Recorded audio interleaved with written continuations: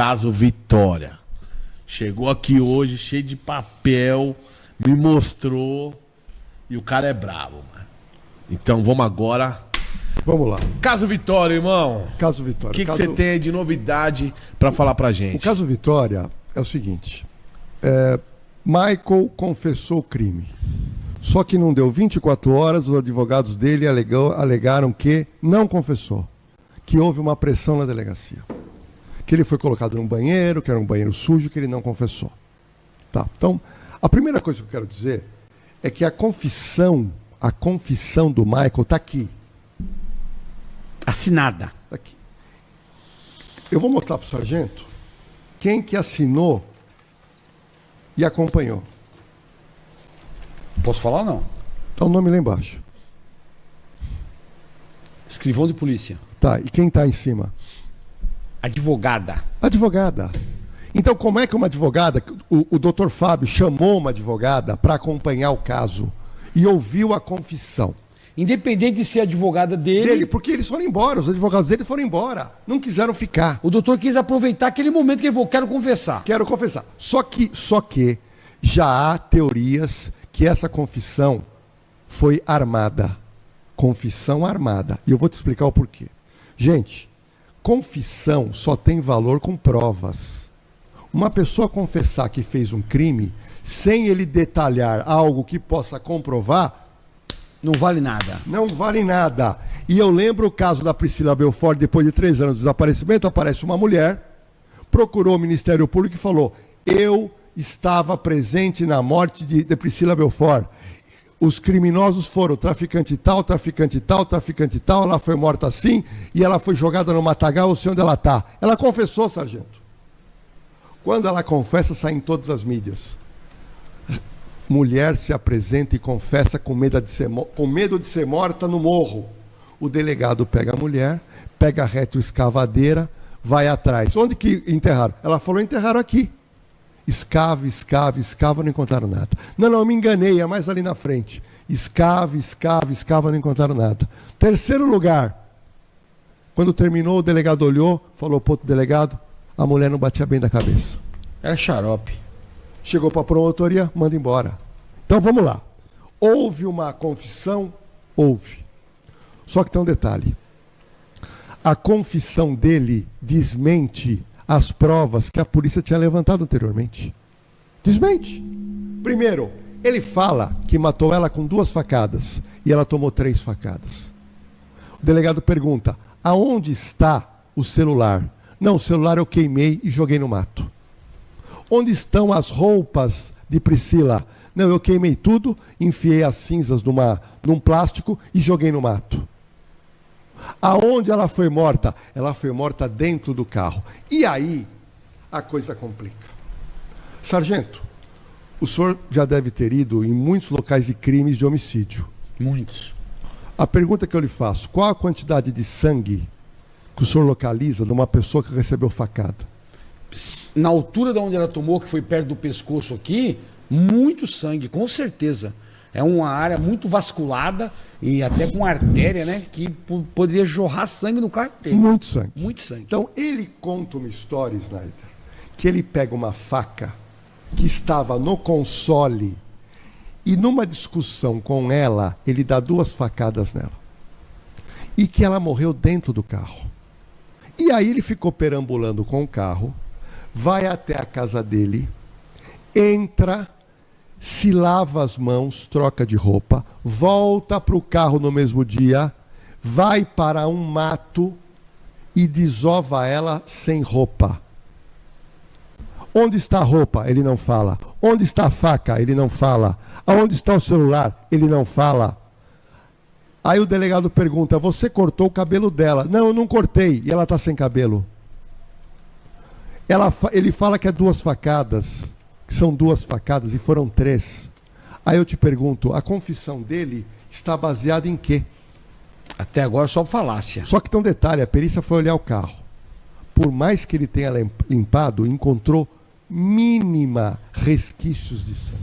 Doutor, eu acho impossível o cara matar uma pessoa dentro de um carro com 2, 3 facadas e a perícia não localizar ali com o luminol, não conseguir localizar muito sangue no carro. Acho extremamente possível. O carpete não tem como o cara limpar. Então, esse é um detalhe. Agora eu vou narrar aqui uma parte que ele fala.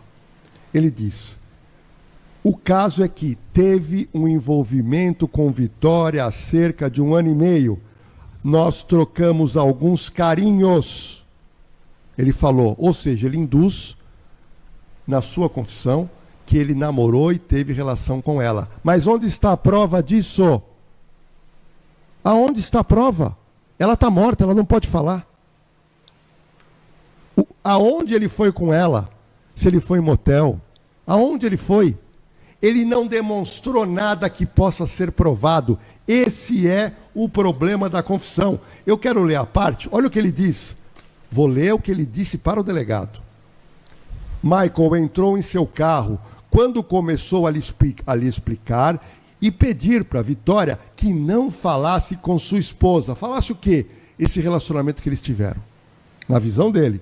Porque não fazia sentido, já que quando ficaram juntos, mal tinha começado o namoro com a esposa dele. Aí ele fala o seguinte: Vitória teria se exacerbado tentando lhe agredir. Então ele põe a culpa na Vitória. E aí ele fala que lhe deixou alguns arranhões no pescoço, que inclusive ainda estavam presentes quando de sua oitiva na delegacia, na primeira, quando ele não ficou preso.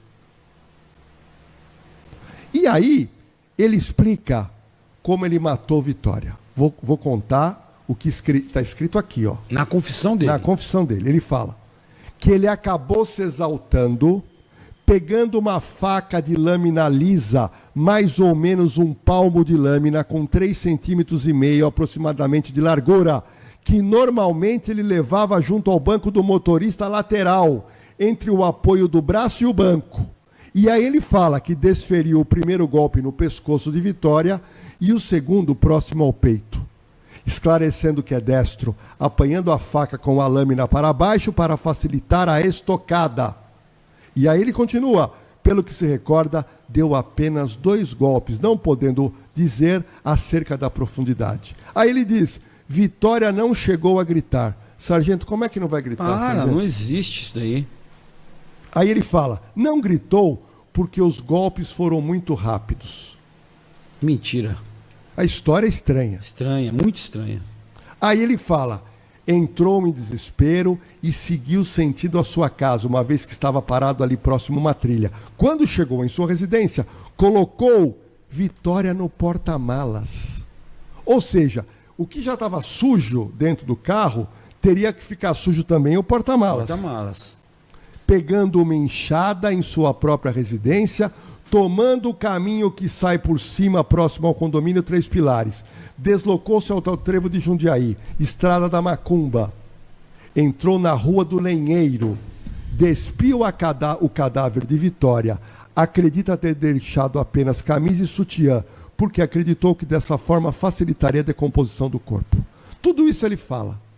Só que como é que você prova o que ele fala? E tem um vídeo, né, que você me mandou aqui da prova. Bom, só para a gente colocar esse vídeo, que esse vídeo é impactante. Tá, vamos lá. Sargento, vamos supor que o laudo de DNA que ainda não saiu, dos requisitos de sangue de dentro do carro, mais o cabelo, mais um pouquinho de sangue na casa dele. Se não for de Vitória, como é que fica essa confissão? Cai por terra. Quem matou Vitória? Aí vai mais 30 dias na mídia. Agora, se o laudo do DNA constatar DNA dela no carro dele e na casa dele, ok. Ele fez uma meia confissão, um quarto de confissão. Qual que é a suspeita hoje? Que ele tentou proteger alguém. Exatamente. Ele viu a casa cair, ele falou, preciso segurar essa bronca sozinho. Essa é uma suposição. Será que... Agora, o exame de DNA é fundamental. Mas vamos lá. Ele diz aqui que ele queimou o telefone. Mas eu disse aqui, quando eu estive a primeira vez, que o telefone tocou em Campinas. Então, como é que ele queima o telefone e o telefone, depois de 6 dias, tocou em Campinas? Só que tem um detalhe que nós descobrimos, vai ter um áudio que vocês vão ouvir agora. Eu vou contar um pouquinho da história. Sargento, um carro de aplicativo, esse homem deu uma entrevista. Esse homem alega o seguinte, que em Cajamar, uma moça que ele conhece pediu para fazer uma viagem para Campinas. Só que antes ia parar em Franco da Rocha. E em Franco da Rocha entrou uma mulher com uma mala muito pesada. E essa mulher era quem? A Vitória? Vitória já estava morta. Ah, já estava morta? Esposa de Michael. Ah, então ele está protegendo. Então, a esposa de Michael entra nesse carro e vai para onde? Elas são deixadas em Campinas. Então, peraí, a esposa do Michael entrou dentro do Uber que já tava o Michael. Tava o Michael? Não, tava uma mulher que ele conhece que falou, olha, preciso pegar uma amiga em Franco da Rocha. E aí pegou a Essa mulher do amiga Michael. seria a esposa do Michael. Que tava com uma... Com uma mala. E aí, qual que era o destino? Campinas. Deixou ela ir em Campinas, no bairro de Itatinga. Deixou lá. E voltou. Passado 2 dias, a moça ligou para ele e falou assim, você não quer vir pegar a gente que a gente quer voltar? Ele falou, olha, eu estou com corrida aqui em São Paulo, procura outra pessoa. E nós temos esse áudio aqui. Tem uma informação muito importante, de repente uma peça-chave para um novo caminho de investigação. Claro, tem medo de ser identificada, então a entrevista vai ser assim, atrás desse muro. Um amigo, motorista de aplicativo, procurou assustado após voltar de uma corrida. Ele foi chamado por uma passageira da cidade. O destino era Franco da Rocha. Lá, ela se encontrou com a ex-mulher de Michael. Para ir até Franco, daí chegou lá, esperou a ex-mulher do Michael chegar em outro Uber. Quando ela entrou dentro, pediu para ele passar a mala de um carro para o outro, que é a mala pesada, que foi até Itatinga, onde ele deixou elas. Justamente os 2 pontos em que o celular de Vitória registrou localização. Exatamente. Por isso que ele ficou meio assustado e falou comigo. A corrida aconteceu no sábado de carnaval, 3 dias após o sumiço de Vitória. As duas foram juntas e conversando, né? Em momento nenhum tocaram o assunto dessa menina daqui, mas falou que ele era violento, que só fazia bagunça e que os pais apoiavam. Escondia tudo. Elas pareciam indignadas em relação a isso. Exatamente, indignadas as duas. Só 3 dias depois, a ex-mulher de Michael e a amiga dela voltaram para Cajamar. 3 dias depois elas chamaram ele para buscar de volta. Só que eu estava lá em São Paulo e não consegui me buscar. Então elas passaram 3 dias lá em Campinas. 3 dias. Vieram na terça-feira, elas voltaram. Na terça-feira, um dia antes de encontrar o corpo. O celular e a bolsa de Vitória ainda não foram encontrados. A polícia acredita que a adolescente tenha sido morta em outro lugar e o corpo abandonado na área de mata. O que teria naquela mala pesada carregada por conhecidas do principal suspeito do caso, exatamente entre o dia que a jovem desapareceu e o dia em que foi achada... Deixa eu conversar agora com o Matheus.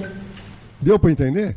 Agora eu te pergunto, essa confissão, qual que é a prova que existe que dá guarida a essa confissão? Será que ele inventou? Não inventou? Está querendo proteger alguém? A história está longe ainda de ser resolvida. Porque a boa confissão é o seguinte: você quer confessar? Bom, me leve em algum lugar que você apresente uma prova para te colocar na cena do crime. Eu primeiro não queria saber de papel. Eu quero saber de uma prova. Sim. Eu quero saber aonde você jogou essas coisas, onde está a faca, onde está a roupa, onde está o celular.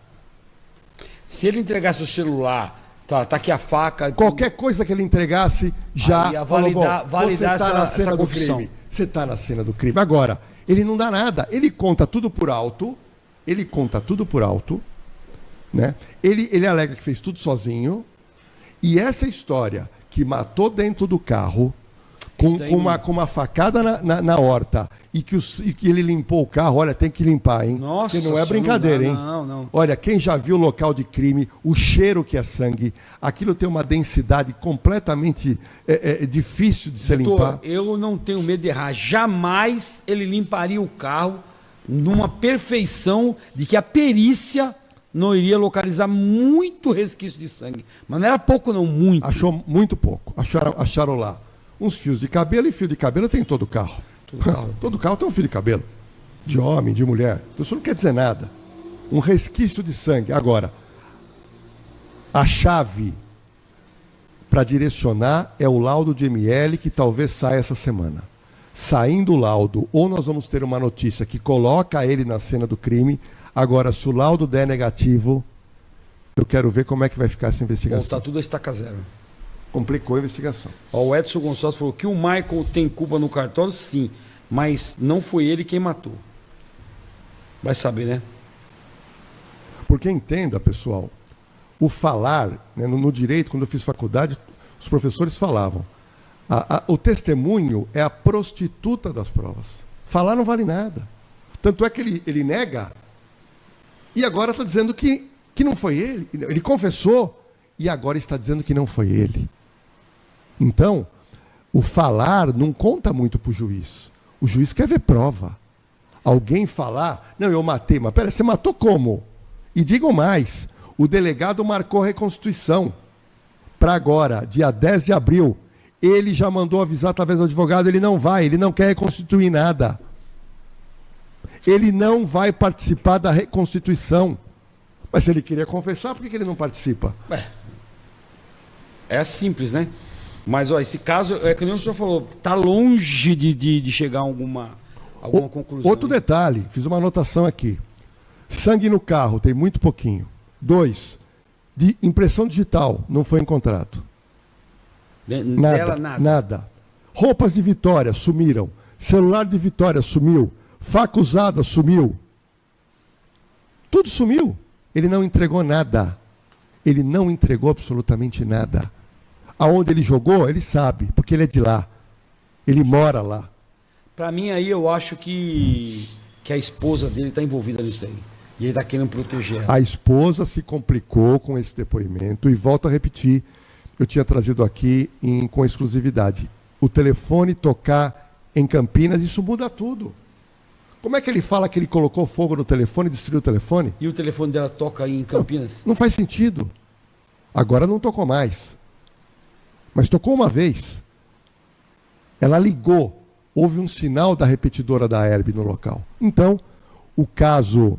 Eu estou muito apreensivo com esse laudo para a gente saber se coloca ou não o Michael na cena do crime. Quando vai sair esse laudo, doutor? Olha, eu acredito que essa semana, ou no máximo na próxima, o delegado tem esse laudo para poder dar um andamento, porque o caso está em aberto. O caso ficou em até aberto. porque o delegado ele tem que agilizar esse laudo também, porque ele não pode manter o cara preso também. Sim, que não foi denunciado. Exatamente. Ele tá com prisão preventiva, né? Sim.